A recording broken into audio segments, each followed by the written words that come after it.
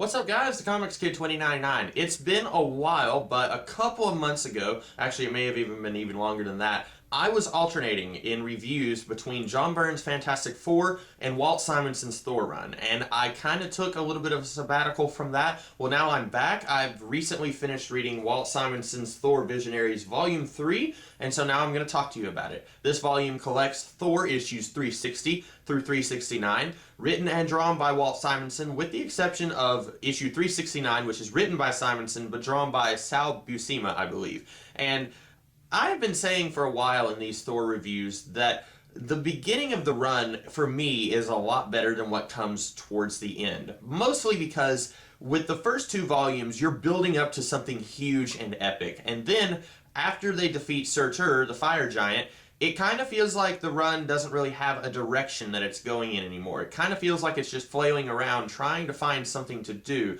And I will say that Volume 3 here, which picks up immediately after they defeat Surtur, it kind of feels like that for the first roughly half, and then it kind of grabs my attention again. Now, I'm not going to say that what happens here in Volume 3 is as good as what was going on in the first two volumes when we're leading up to the big battle with Surtur, but it does grab my attention again, which is good. Like I said, the first volume of Thor Visionaries by Walt Simonson, it's slowly building up to Surtur. In fact, for the first several issues, you don't even know what's going on in the background, but you know that something is going on in the background. And then at the very end of Volume 1, you see a big full spread page of Surtur, and you're like, oh, okay, he's going to be a big bad guy in this run. And then Volume 2, again, leading up to this big battle, and finally it happens at the end of Volume 2.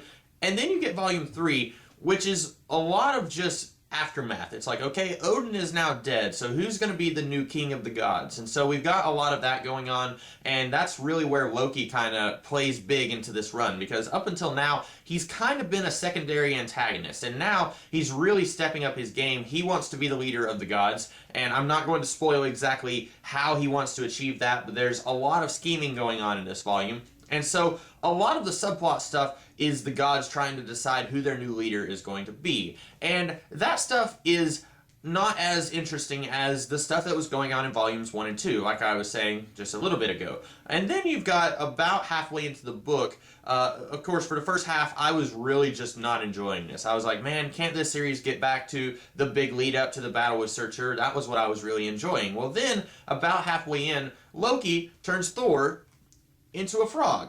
And if you've heard of this run before, you've probably heard of the frog stuff that happens in this run. And basically what happened was, at first, he just turns him into a normal bullfrog. He's about twice the size of a regular non-Thor frog, but he doesn't look like this. He looks like a normal frog.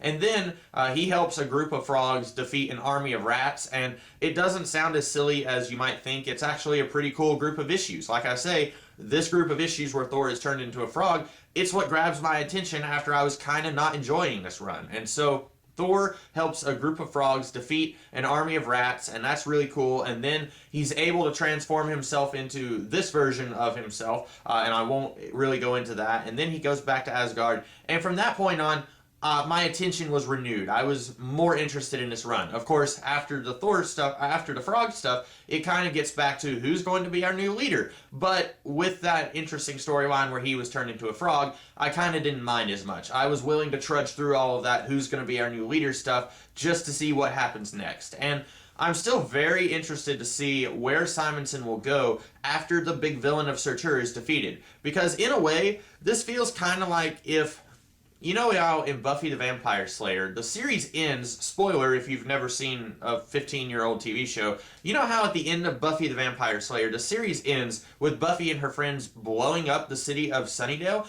This kind of feels like if they blew up the city of Sunnydale in like season 2, and that feels like a big huge finale, and then they kept going for 5 more years. This series kind of feels like that, where the big villain is Surtur, and they defeat Surtur at the end of Volume 2, but then you have 3 more volumes of stories left to go. And at least with Volume 3, it's mostly just Surtur, the aftermath, where we get to kind of see how are all of the gods and goddesses affected by the death of Surtur and allegedly the death of Odin. How are we affected by all of the events of Volume 2? And this is mostly just aftermath. And with the exception of the frog storyline, a lot of it was kind of boring to me. I am willing to give Walt Simonson the benefit of the doubt because I had been enjoying this run. I didn't think I would because many years ago I had tried reading this run again, and in fact I got just a little bit past the events of this volume. I think I had read just an issue or two into volume volume 4. Sorry, Thor is on my brain. I had gotten just an issue or two into volume 4, and then I had just given up, and that was a few years ago, back when I was still in college,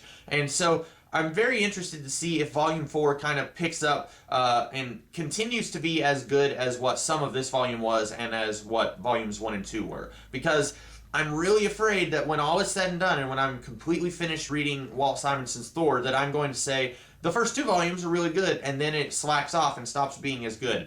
I don't want to say that, but it's kind of looking that way right now. I really hope that Volume 4 ends up being as good as the first 2 volumes. So that's all I have to say about this volume. Oh wait, no, I do have one more thing to say. At one point during the events of this run, especially this particular group of issues, Baldur, who is Thor's best friend, I guess you could say, he gets his own 4-issue miniseries, and throughout the events of Volume 3, they are constantly referencing the Baldur the Brave miniseries. It's not collected in this book, so if you want the complete Thor experience, you may be saying, why can't I read the Baldur the Brave miniseries? It's referenced here, but they don't have it here. It is collected in Volume 4. I was looking at Volume 4. It is collected there. It's really weird to me that they keep referencing it here, but they waited until Volume 4 to collect it. If it had been me, I would have thrown it in Volume 3, which is where it's being referenced so much.